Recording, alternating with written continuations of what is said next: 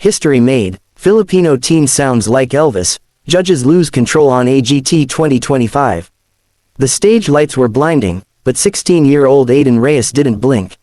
He stood at the center of the America's Got Talent stage with trembling hands and a single thought looping in his mind: this is for Mom. Back home in Iloilo, his mother was watching from a tiny living room, praying harder than she ever had before. Aiden wasn't just here to sing, he was here to honor the woman who sacrificed everything so he could dream. Growing up, Aiden had never imagined people would compare his voice to Elvis Presley's. He simply sang to comfort others. He sang to calm his nervous little sister before school. He sang at the hospital when his mother's health faltered. He sang to neighbors who had lost loved ones, believing that a kind voice could help heal a hurting heart. Music wasn't about fame, it was about helping people breathe again when life felt heavy. When Simon Cowell asked him why he chose an Elvis song, Aiden took a slow breath. Because Elvis made people feel hope. And right now, I want to give that back. His voice cracked, and for a moment the entire theater fell silent. The music began, soft, suspenseful, almost fragile.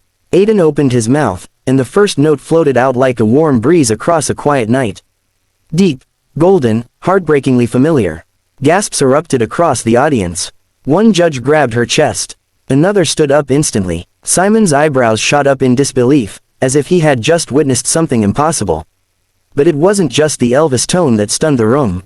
It was the soul inside it, gentle, aching, full of gratitude. Aiden sang, "Can't Help Falling in Love," not like a tribute, but like a prayer. And just as the audience began to settle into the magic, something unexpected happened. Halfway through the song, Aiden suddenly stepped back from the mic. The band stumbled. The audience froze. Simon leaned forward. Aiden swallowed, blinking rapidly. "I'm sorry," he whispered. Can I say something?" The judges exchanged confused glances.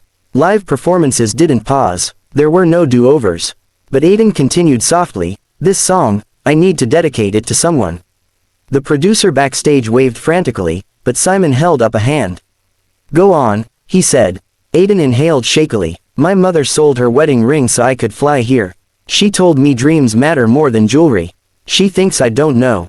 But I do. So, Mom, this is for you." The audience erupted into emotional applause. Even the cameras struggled to capture the tears rolling down cheeks across the theater. He stepped back to the mic, steadier now. With renewed power, Aiden delivered the second half of the song with a voice overflowing with love and selflessness. Every word felt like a promise. Every note felt like a thank you. Even the stage lights seemed to soften around him, as if the universe itself wanted the moment to shine a little brighter. Then came the final note, long, trembling, impossibly beautiful. The crowd exploded. People screamed, cried, held their heads in disbelief. One of the judges slammed the table. Another shouted, "No way." The audience chanted his name. The energy felt like an earthquake. But Aiden didn't celebrate. Instead, he looked up toward the camera, eyes shimmering.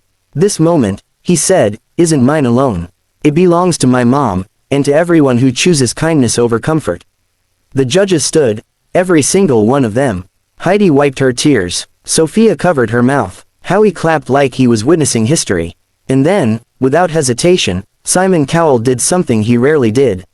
He walked around the table, approached the golden buzzer, and placed his hand on it.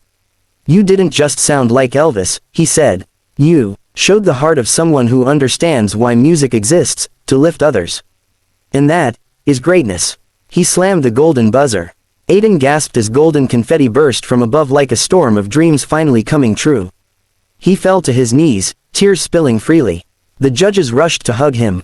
The audience's roar shook the building. But the most emotional moment came when the backstage screen lit up. Aiden's mother appeared on video call, her face covered in tears. "Anik," she whispered, voice trembling. "You made history." Aiden reached for the screen as though he could touch her. "No, Mom," he murmured, "we made history." In that moment, the world didn't see a talented teen or an Elvis sound alike. They saw a son honoring the woman who believed in him when no one else did. They saw the power of sacrifice, love, and kindness. They saw what humanity looks like at its best. As the confetti fell and the audience continued cheering, Aiden closed his eyes and whispered to himself, "If one person feels less alone because of my song, then every struggle was worth it." And just like that, the world didn't just witness an audition. They witnessed a reminder. Greatness isn't measured by fame or applause, it's measured by the hearts we lift along the way.